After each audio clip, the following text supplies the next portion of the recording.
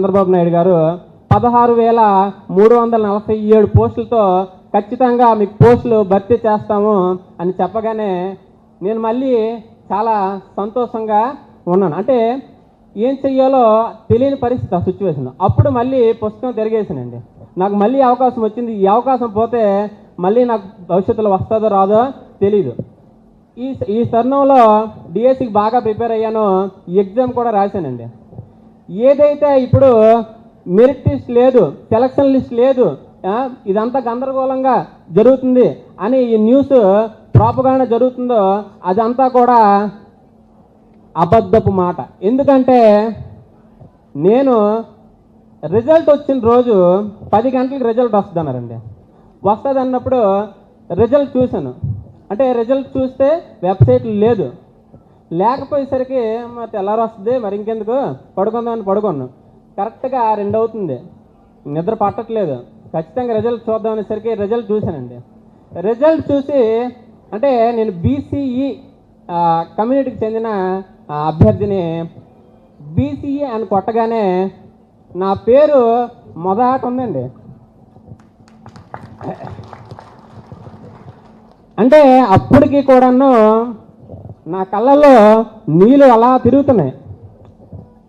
ఎందుకంటే నా విజయము నా ఒక్కడిది కాదండి.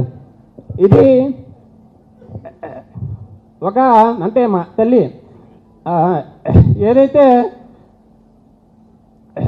మా నాన్నగారి మీద సాధించినట్టు విజయం, తర్వాత ఒక పేదరికం మీద ఒక యువకుడు సాధించినట్టు విజయము నా విజయం అండి. ఆ తర్వాత మెరిట్ లిస్ట్ చూసాం.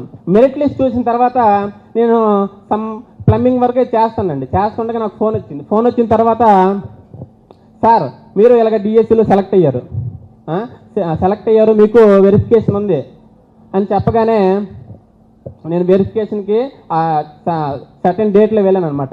వెళ్ళిన తర్వాత అక్కడేమో ప్రతిదీ కూడా చాలా ట్రాన్స్పరెంట్గా ప్రతి సర్టిఫికెట్ను 9 రౌండ్లోనే మాకు కంప్లీట్ చేయడం జరిగిందండి.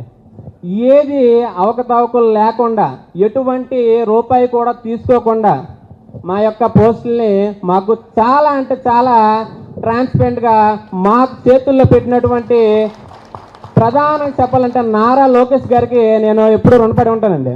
ఎందుకంటే నాది మొదటి ప్రయత్నంలోనే చాలా చక్కటి విజయాన్ని, మంచి పోస్టుల్ని, ఎటువంటి లంచాలకు కానీ, ఎటువంటి రాజకీయం కానీ, ఎటువంటి రికమెండేషన్ కానీ ఏది లేకుండా పోస్టుల్ని చాలా అంటే పేదవాడికి కూడా అందాలి, వాడు కూడా బాగుపడాలి అనే ఉద్దేశంతో వచ్చినటువంటి ఈ డిఎస్సి 2025కి ఈ అవకాశము నాకు ఇచ్చినటువంటి, ముందుగా మొదటి సంతకం చేసినటువంటి నారా చంద్రబాబు నాయుడు గారికి, తర్వాత అదే డిఎస్సిని 150 రోజుల్లో కంప్లీట్ చేసినటువంటి నారా లోకేష్ గారికి, ఆ తర్వాత అధికారులందరికీ కూడా నా హృదయపూర్వక నమస్కారాలు అండి. ఈ అవకాశాన్ని ఇచ్చినందుకు చాలా